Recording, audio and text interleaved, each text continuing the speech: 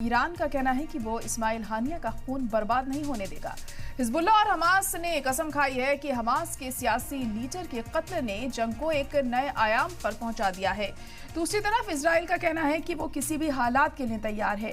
क्या ईरान और इजराइल के बीच सीधा टकराव होगा? यही हमारा आज का सवाल है कि हमास लीडर इस्माइल हानिया के कत्ल से वेस्ट एशिया को खतरे में डाल दिया है। हमास का कहना है कि हानिया का कत्ल से जंग नए आयाम पर पहुंच जाएगी और इसके संगीन नताइज होंगे।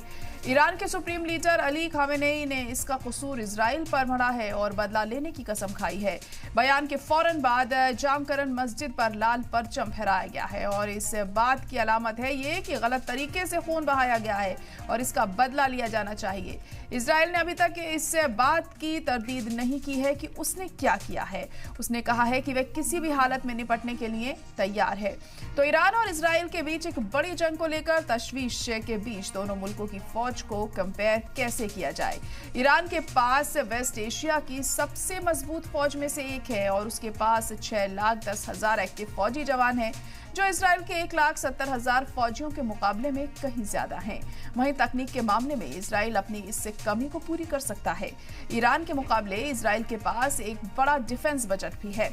ईरान के पास हाईटेक एयरफोर्स भी है। इसमें अमेरिकी F-16 और F-35 स्टील्थ लड़ाकू जेट हैं। इजरायली जेट तैयारों ने भी लेबनान, सीरिया, गाजा में अपनी ताकत दिखाई है।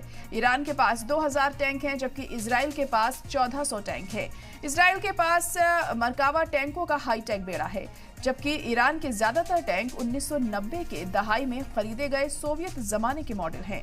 बख्तरबंद गाड़ियों के मामले में ईरान के पास इजराइल के 43,000 के मुकाबले में 65,000 ज्यादा हैं। हालांकि तकनीकी रूप से कमजोर होने के बावजूद ईरान की आर्मी के पास बैलिस्टिक और क्रूज मिसाइलों और सस्ते ऑटोमेटिक एयर वेपन्स या ड्रोन का एक अहम भंडार भी हो सकता है, जिनमें से कुछ उसने 13 अप्रैल को इजराइल के खिलाफ तैनात किए थे।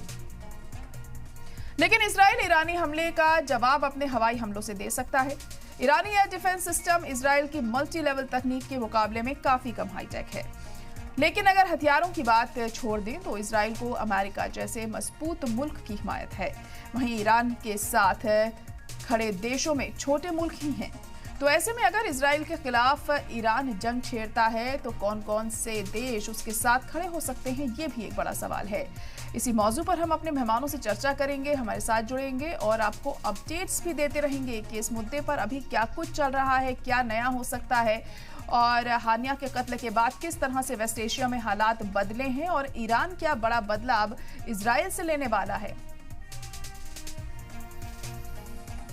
तो हमास चीफ की मौत का बदला ईरान लेगा। खामेनेई ने ये बड़ा हुक्म दिया है। एक न्यूयॉर्क टाइम्स के हवाले से ये बड़ी खबर सामने आई है कि सिक्योरिटी काउंसिल की मीटिंग में ये बड़ा फैसला लिया गया है। वहीं हानिया के कत्ल के बाद हमास को मिला नया चीफ। खालिद मौशाल को नया हमास चीफ बनाया गया है। इजरायली हमले में बच गए थे खालिद मौशाल। 1997 में हुई थी मौशाल के कत्ल की कोशिश।